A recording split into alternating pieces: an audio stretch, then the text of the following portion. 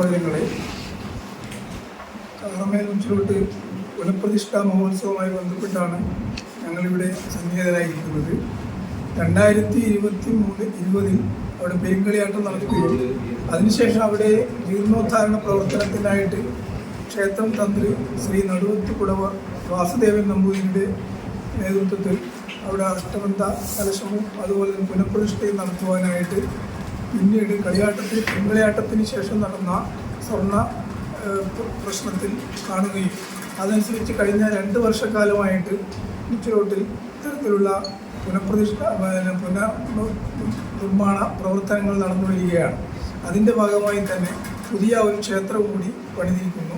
ഇന്ന് ഉച്ചിലോടിൻ്റെ എല്ലാവിധ ഭൗതിക സാഹചര്യങ്ങളും ഒത്തുകൂടിയ ഒരു ഉച്ചിലോടായി കാറമേൽ ശ്രീ ഉച്ചിലോട്ടുകാവ് കാണാൻ നമുക്ക് പണിയാൻ കഴിയുകയും അത് 2 വർഷത്തിനകം തന്നെ അതിൻ്റെ പുനഃപ്രതിഷ്ഠ നടത്തണമെന്ന അതിയായ ആഗ്രഹത്തിൻ്റെ ഫലമായി 2025 ജൂൺ 23-നാണ് 2 വർഷം പൂർത്തിയാകുന്നത്.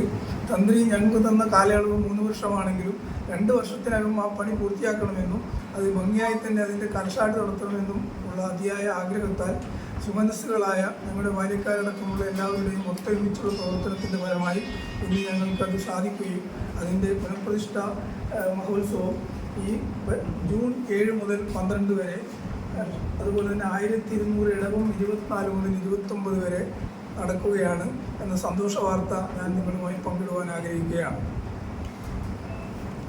പൂജകൾക്കെല്ലാം ശേഷം അരങ്ങലടിയന്തരത്തിന് ശേഷമാണ് അന്നദാനം നൽകുക.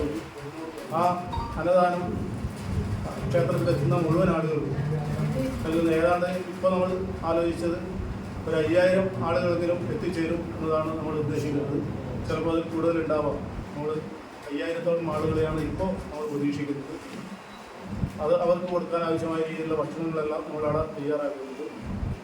12-ാം തീയതി അവസാന ദിവസം അന്ന് പൊതു ഭക്ഷണം എന്നുള്ള രീതിയിലേക്ക് ആലോചിച്ചു. ഈ ഭക്ഷണം കൊടുക്കുമ്പോൾ വേണ്ടുന്ന മുൻകരുതലുകളൊക്കെ എടുത്തിട്ടുണ്ടാവുമല്ലോ? അതെല്ലാം സ്വീകരിച്ചിട്ടുണ്ട്. അതുപോലെ തന്നെ ഇതിൻ്റെ പുനഃപ്രതിഷ്ഠ ഇതിന് വലിയൊരു കാശ് ചിലവായിട്ടുണ്ട്. എത്ര ബഡ്ജറ്റ് ഏകദേശം? 2 കോടി രൂപയോളം ചെലവിട്ടാണ് ഇപ്പോൾ അതിൻ്റെ നിർമ്മാണ പ്രവർത്തനങ്ങളെല്ലാം മേൽപ്പന്തലടക്കം ക്ഷേത്രവും ഉപക്ഷേത്രവും അടക്കം ഉൾപ്പെടുന്ന സ്ഥലം മേൽപ്പന്തലടക്കം 2 കോടിയോളം രൂപ ചെലവിട്ടാണ് ഇതിൻ്റെ പണി പൂർത്തീകരിച്ചിട്ടുള്ളത്.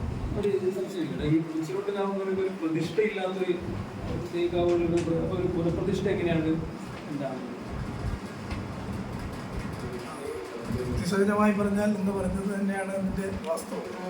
ഇപ്പം ഒരു ഉച്ചിലോട്ട് കാവാണെങ്കിലും അവിടെ നമ്മൾ ഈ ബിംബം മറ്റൊരു സ്ഥലത്തേക്ക് മാറ്റി പണിയെടുക്കുമ്പോൾ ഉദാഹരണമായിട്ട് പഴയ മുമ്പുണ്ടായിരുന്ന പള്ളിയേറം പുതുക്കി പണിയുമ്പോൾ സ്വാഭാവികമായിട്ടും അതിനകത്തിരിക്കുന്ന പ്രതിഷ്ഠ എന്ന് പറയുന്നത് അവിടുത്തെ തിടമ്പ് എന്നാണ് ഉദ്ദേശിക്കുന്നത്.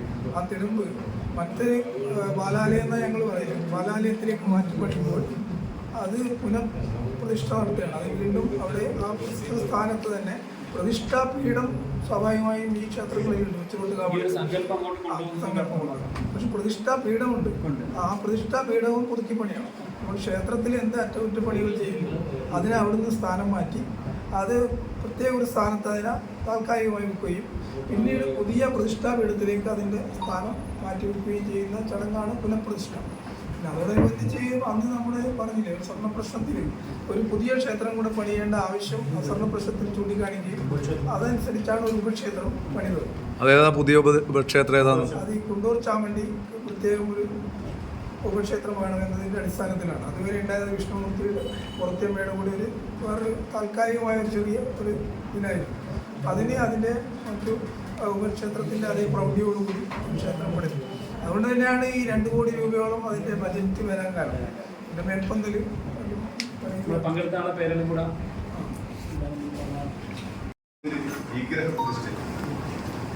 വിഗ്രഹമല്ല, അതതിൻ്റെ വ്യത്യാസം. വിഗ്രഹം എന്ന് പറഞ്ഞാൽ സ്ഥാപിക്കുന്നു, വീട് മാറ്റിവെക്കുക, തിരിച്ച് അതിനുള്ള തന്ത്രി കാര്യങ്ങൾ പൂജകളോ ചെയ്ത് വീടാണ് നമ്മളെ എൻ്റെ ഒരു സങ്കല്പമായിരിക്കുന്നത്.